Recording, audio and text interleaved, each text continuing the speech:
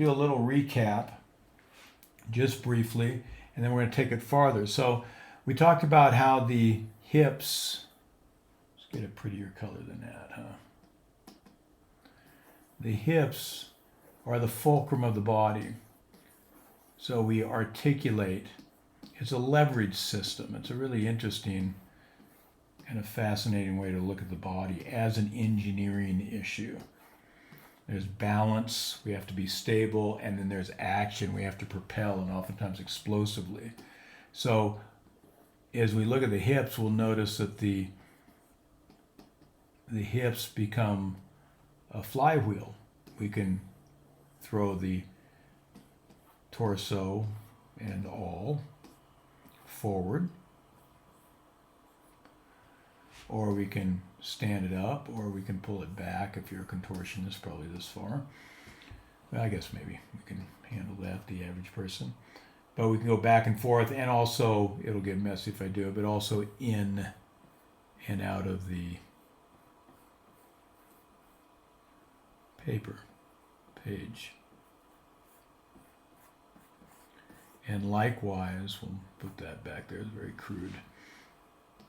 Likewise, the hips can articulate the leg for balance or propulsion again. So now that leg can go back this way. It can come this way.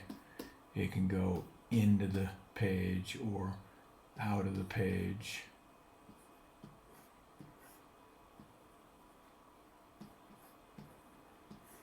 And so on. So it's this beautiful core.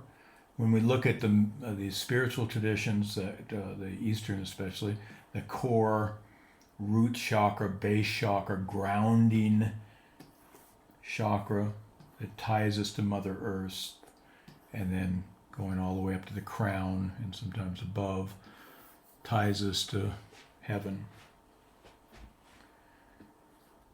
And this is the kind of the nexus point. So if we want to be stable, if we want to be active, we've got to have the hips there. And so that's our mission. Our problem is that oftentimes we'll see the big full rib cage with the big full shoulder girdle. And we'll have the bulging waist and the six-pack or bulging abdomen. And we'll get those thighs and genitals.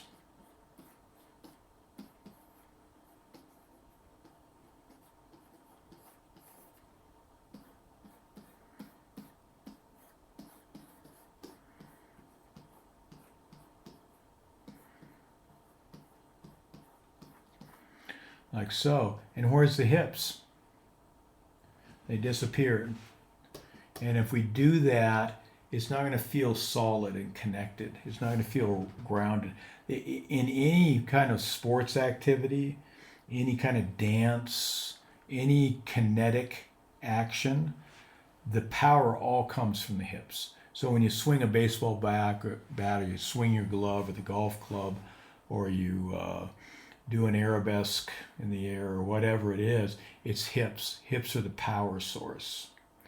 So if we don't feel those hips, we're going to be in trouble. So we're really probably only seeing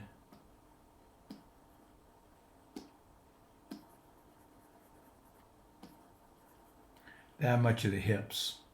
And maybe if that leg's left pushed out far enough, and the genitals drop away, or it's a female, we'll see a little bit of the buttocks. One side or the other, both, depending. That's it. But it's not gonna, we can't feel it that way. So my rule is I always draw a complete hip structure, whether I can see it or not. You get to the back and then you're seeing lots of hips. Get to the side, you're seeing lots of hips. But in the front and 3/4, much less so. But we still draw the structure. We still respect the power source, the base of stability and action. And to do a quick recap, We show kind of the propulsive model of the hips, but the structural standing model, like standing stones, like Stonehenge, like every door you walk through, like every window you look through, it'll have posts and a lintel. It'll have studs and a header in carpentry speak, at least in the US. I don't know what they talk about in other parts. But that's the structure, very stable. All of the weight of the cathedral or the two-story house or the apartment building comes down onto this, and not all, of course, but comes down to this lintel that's built very thick, usually several pieces of wood glued or nailed together to create a powerful bridge to accept that weight without folding. And it either works like that, powerfully built, thick and tall, and the thicker and taller it goes, it has to go as the span gets wider, or it bridges this way, literally like a bridge over, say, a creek that you might bike over.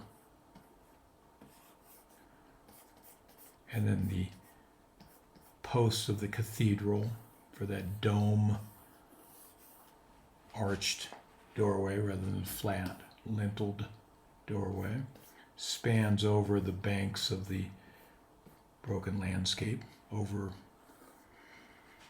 whatever it is, or onto those, again, posts, columns, whatever it is. Same thing. And then here it would be the pieces that way, and each piece would actually be fatter at top, a wedge, skinnier at the bottom, each one. And so as gravity pulls it down, it tightens the joint and it won't collapse. I say that because that's exactly the structure of our hips. Wide, and then the legs are the pillars of support. And we'll give this guy a little help here. Have him on a trash can or something. Like so. And so then we have those pillars of support. And the weight has to fall between. And notice how when we stack the stories in the cathedral tiers on top, we're also stacking the torso and the head and the arms on top here. All the weight's above the hip, really, the majority of the weight. And it still has to hold that. So stability and action. Passive and active.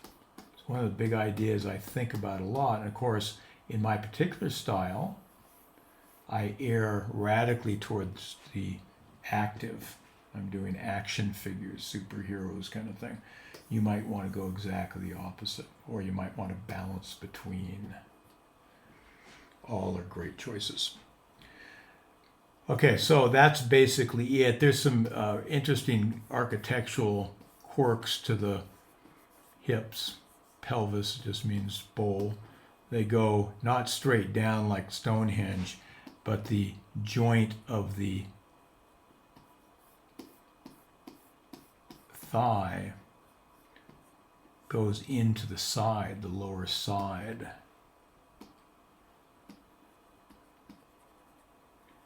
Called the greater trochanter, and then kind of knock knees in.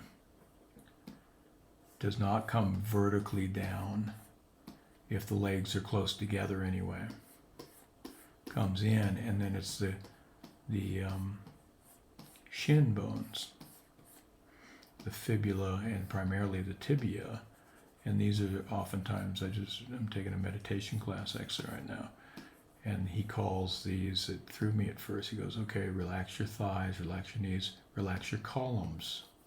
Never heard that before, but I don't know if that's European or what, but it's a lovely description of exactly what's going on here. So wonderful structure here. Nature is so inventive in coming up with a brilliant structure that's incredibly stable and potentially incredibly active. All in service of defying gravity. All right, so with that underway, let's do the shape design. And you can come up with all sorts of stuff. And for my clients, I'll teach iterations. And by the way, I'll mention just briefly, if you're really loving these live streams, you've seen a few and you value them, you can help support us by joining the Patreon, our Patreon channel at patreon.com. I think it's /draws from life. Patreon.com/draws from life. Mike, my buddy and partner in the chat, will probably drop that in for you.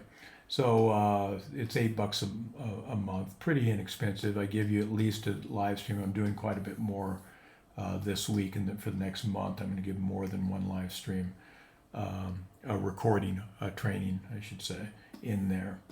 But when I talk with my clients in the coaching program, we talk about iterations. And we get an idea. We call that a filter, a strategic idea. One way to see the world. I'm going to see the whole world as just balls, just circles, actually, two-dimensional.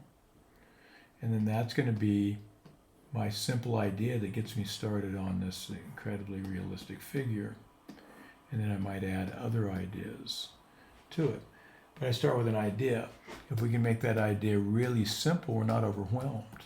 We can make it really simple, we'll start to slowly do a better job at that simple problem, that simple project, and slowly get better and better. And when we see that improvement, it builds our confidence, it builds our motivation, and then we want to come back and do it again. That's how we level up. But we want to make it, whatever we do, just as simple as possible, as we would for a little child. And yet, usually simple very quickly becomes less than satisfying. So, and yet, oh, that's lovely. I don't know if you're on the live stream, but Damien just pledged, so thank you if you're on there to be thanked. Simple yet characteristic. I thought I had my notifications off. Characteristic.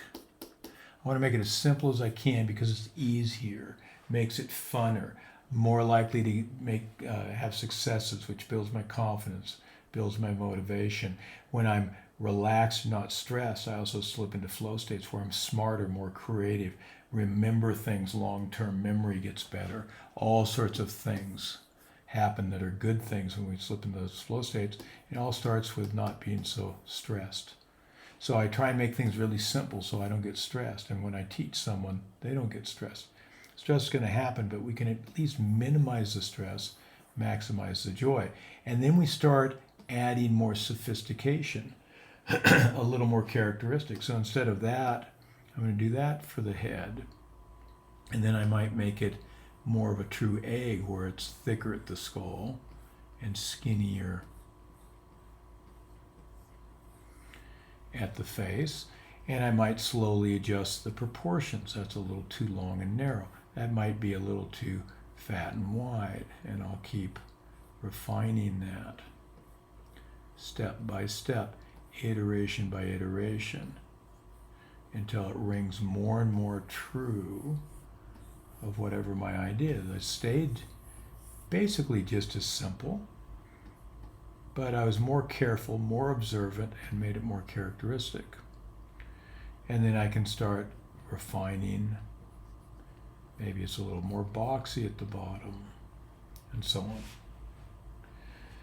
So that's our process. So that's what we want to do for the hips. We want to make it simple yet characteristic, and a basic shape, a two-dimensional shape or a three-dimensional structure, either or, whatever seems simple, more likely to succeed, I'm more excited about and less intimidated about. So for the hips, it's really the only body part, single body part, that is wider than it is long. Most everything is long and narrow. The hips are short and wide. And in terms of proportion,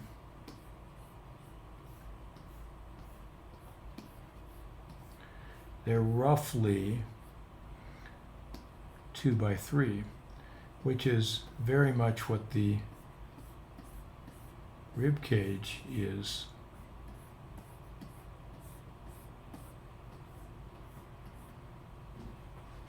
About 2 by 3. In this case, it's 3 by 2.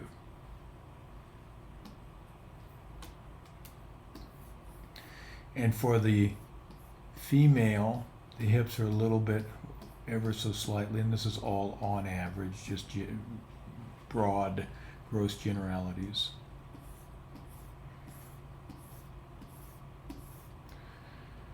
Little narrower than the hips. For the male, let's drop this down a little bit.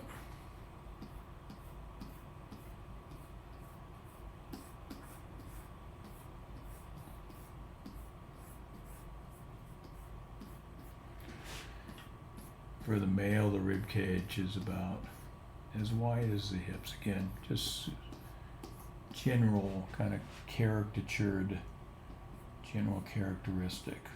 We'll turn this one this way.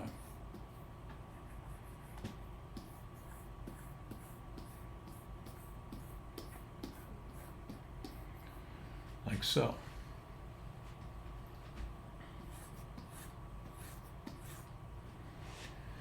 And I would keep iterating that one. Geez, I made that lean over. I'm going to fix it. It should be a little farther away, a little closer together. Notice in either case, it's fairly close to a tube. You know, we could pretty easily drop this whole thing into a tube and maybe whittle away a little bit for the hourglass, or add on a little bit for the spare tire. One of the key differences between the average male and female is males tend to carry their weight here, the spare tire, the love handles. Women tend to carry it down here, down in the flanks area. The anatomy in terms of muscle, tendon, ligaments is the same, but the male in any kind of primate, hominid, is the male tends to be about a third bigger in size. Think of a gorilla, you know, the male silverback compared to the females. It's more than a third there, but it tends to be about a third bigger, and that's true with we humans. So a little more robust musculature, as they say in anthropology, on the male compared to the female, although you can have a very slight male, you can have a very athletic, well-conditioned or bulked up female, all those qualifications. But generally we'll have less waist here. It'll be fairly smooth to the rib cage as opposed to the male that's slightly bumping out, bulging for the waist against the rib cage. So a little bit of that snowman idea is hanging around from that simplest possible iteration. The belly button tends to be somewhere in the waist. We're going to do a back view on the female, but be the same. Like so.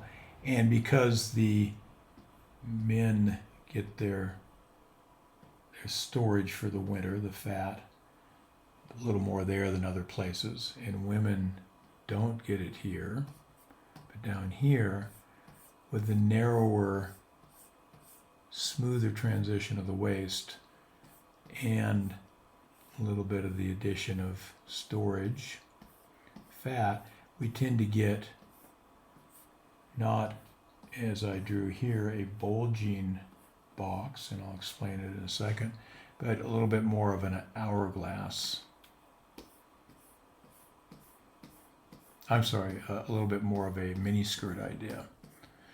And then if we get a very wasp-waisted, then you start to get that hourglass idea.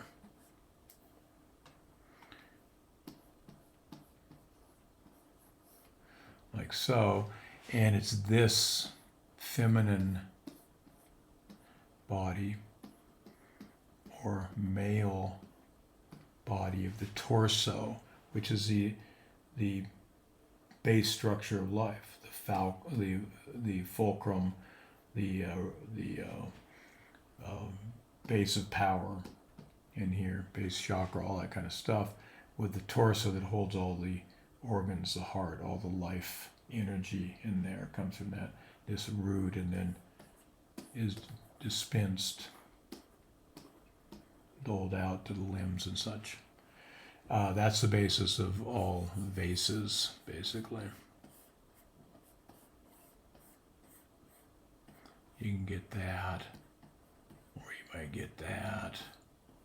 The male love handles, female wasp waist, the wider base of the female hips, and so on. And you'll see that play out through all the designs of vases, as they say, urns and such. So that's that. Now, when we get in the front, let me explain the hips here. So what I do, I want to have things feel organic. So if I can, I'm going to take whatever I'm drawing and find a curvature down the long axis. If I can do that, it's going to feel more fluid and alive. It's going to have a watery design. And that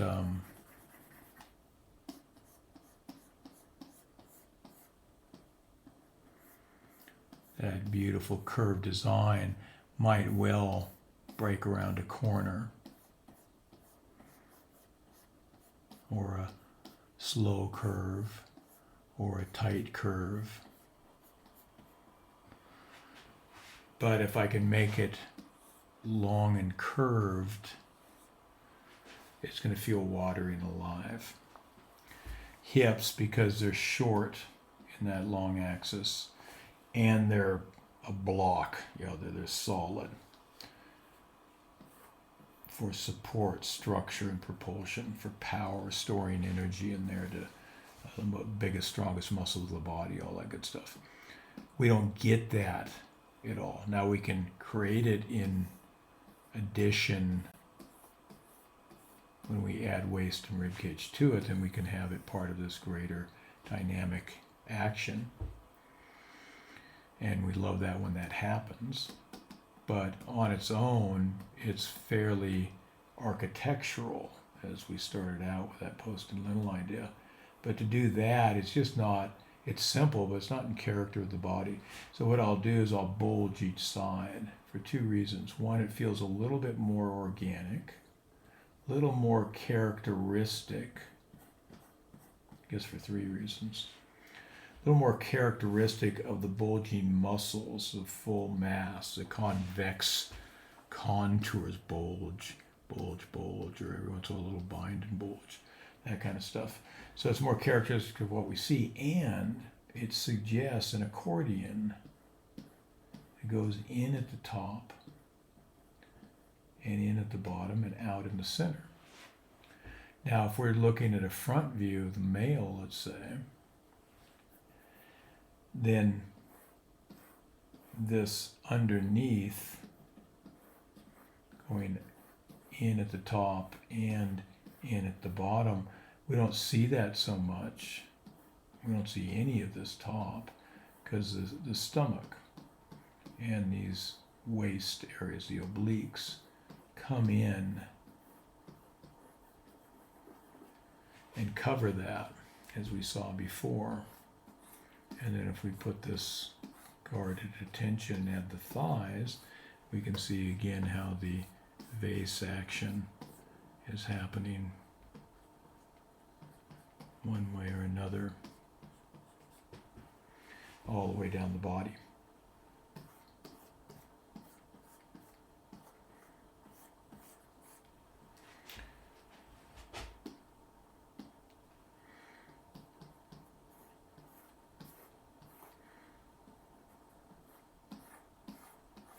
So notice, I'm seeing almost nothing of the real hip structure, except a little bit right in here before the leg muscles come in and fill. It's blocked in the center, it's blocked from above, it's blocked in front by the quadriceps, and so on. But I still draw it, and I bulge it this way, and bulge it that way, and bulge it on the sides.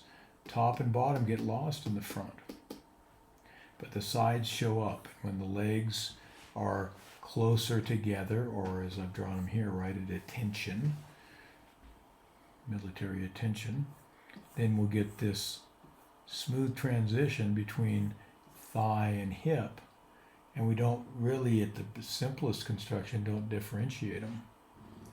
And we get this kind of teardrop action, wide at the top, or funnel action, narrow at the bottom, tapering down. And we'll see that this teardrop over and over and over again. Almost every muscle, unless it's a sheath muscle, will have a thick belly, the meaty belly of it. It is a bit of an egg, extended egg or ellipse, and then it tapers into a thinner tendon, a cable, or sometimes a flattened tongue of tendon. Teardrop, and we'll see that beautifully right here. On the female, the silhouette is different. We just talked about how we get it straight down or wasp waisted, either one. And then it's going out to the wider, and it might be ever so slightly, or it might be hugely wider.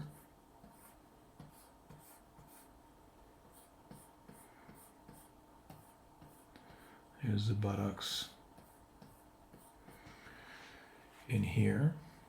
And then it goes back again into the beautiful teardrop of thigh, into skinnier knee structure. Not the kneecap, but that whole structure. And we'll see this push out and then more forcefully kick back in. And we see then two silhouetted differences. Two different kind of silhouettes would be a better way to say that, I think.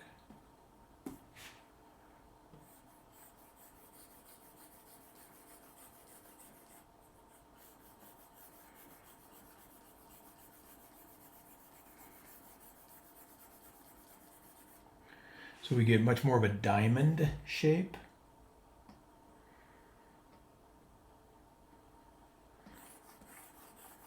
And much more of a teardrop shape. Here's the top of the pelvis behind. And let's ghost that over. Like so. See the difference there? And in the back, what happens beautifully, it doesn't matter in the front because it gets blocked, but in the back, notice how I did the top of the hips in construction. That shows us around the tailbone, it's flat to us, and then it starts to bulge and go into the skinnier waist, and then out to the full hips, and then into the skinnier thighs. And we can see that from a front view. Here's the rib cage. And this would be true for male or female, but we're getting that kick out and then kick in, slightly more diamond, fuller at the bottom. And so notice I made the hips bulge, but they were parallel to that box. They bulged off the parallel. And that's not true on the female. On the female, it's more of a trapezoid, or triangle. And then again, we bulge it to keep it organic. And sometimes I'll do this, like a little mini skirt, and then just add on the buttocks, the gluteal folds underneath, like so. See how nicely that works? So that's a couple of iterations, couple of variations of just as simple, more or less. We have to kind of keep in mind to hold a few things as we do it. but simple yet characteristic. Female has a different character slightly than the male. If this female starts to become really athletic, a dancer, a gymnast, younger rather than fully formed hips, then it will, any or all of those, then it can actually look rather male because we've got those dance muscles that let you kick your legs to the side, do the lift up for whatever, side kick in martial arts or kicking it out for a dance step or whatever. This muscle up here, the gluteus medius, gluteus maximus, but mainly the medius and a couple other littler structures in there, get bulky. They bulk up because they've worked out, and muscles get bigger when they get worked out. And so you can get a very squarish female set of hips, just like the male, but it will still be usually a little wider than the rib cage. The rib cage will be a little smaller in proportion. Notice the rib cage in the back goes down into the skinny waist. The hips in the back go up into the skinny waist. So let's do it here. Here's the rib cage. Let's put the arm in there. Here's the stomach. Here's the hips.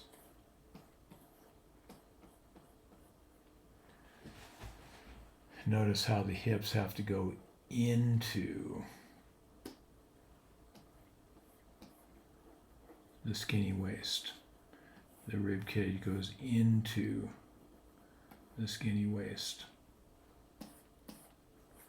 You can feel, if we give a little outie for the belly button, the stomach, which stays pretty vertical.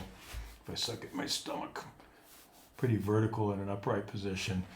The lower tummy below the belly button goes into the pubic area.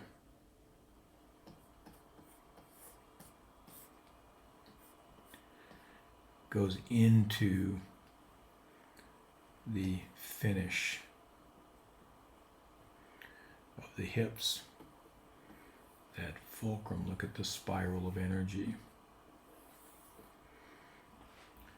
And we go into the skinny neck as well. So we go into the skinny neck, out to the fullness of the torso, into the skinny legs. And on the back side we go fullness of the torso, into the skinny waist, out for the fuller hips. And we can think of that whole thing as they do in funny animal animation as a beanbag. Mickey Mouse, Donald Duck, real simple but pretty characteristic torsos, like little nudes or near nudes in like a Fantasia movie or something like that. You can see. Okay, so that's the basic structure, the basic connection. Bulging box. There's lots of other choices. I'm just throwing out one and a little bit of variations. It works from the front or the back. Same silhouette. If it's a female, I want often a wider base, one way or the other. So it could be a cone with the tip cut off. It can be a mini skirt. It can be a lampshade. I like to think of real world objects. An egg, a bulging box, a pickle barrel, or a wine cask or whatever. Or the rib cage maybe. Think of things in the real world, and then it's going to help me visualize the shape design I need for this very complicated challenge. And then we just move the center line over. And then there's some connective strategies. That's always the hardest part, is getting things to beautifully simply connect, simply yet characteristically connect. But that's the basic idea. And then with a couple minutes we have left, we have just 4 minutes here, but I'll ask a question or two at the end. If we go to a profile, as I drew but didn't explain, I'll do an egg, but I'll do an egg with an axis there. So belly button, back to the crotch, waist, out to the fullness of the hips.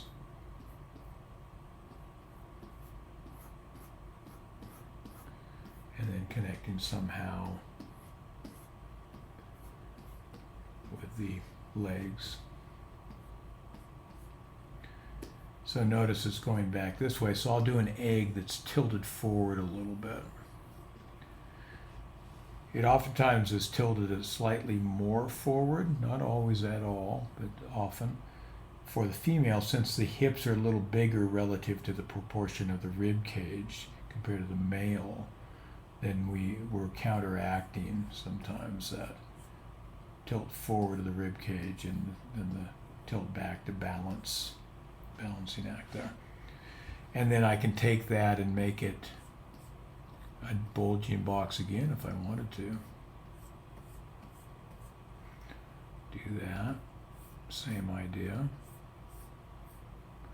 That can be true for a profile or a near profile. I could just add the extra little bit on there. I could turn it into a boxy idea.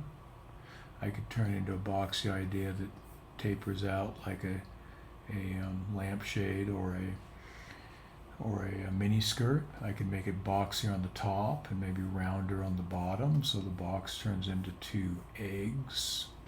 All sorts of variations. Fun to play with those, and I'll look at my favorite artists and see what variations, or as we say, iterations, might be showing up.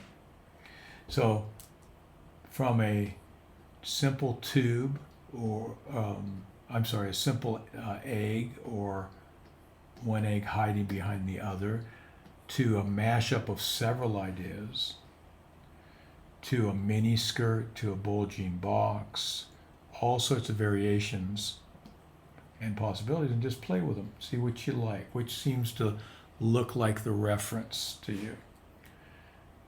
That's where we want to take it and play with it. So I'll do a lot of work just playing with real simple stuff. I'll do this drawing over my favorite work, or drawing over areas, my own work where it worked out and I want to see why, see what those hips are doing simply, or why it wasn't working, fell apart, I didn't get the hips in there at all, so it was just kind of rib cage, waist into thighs maybe, whatever it is. Okay, so let's stop there.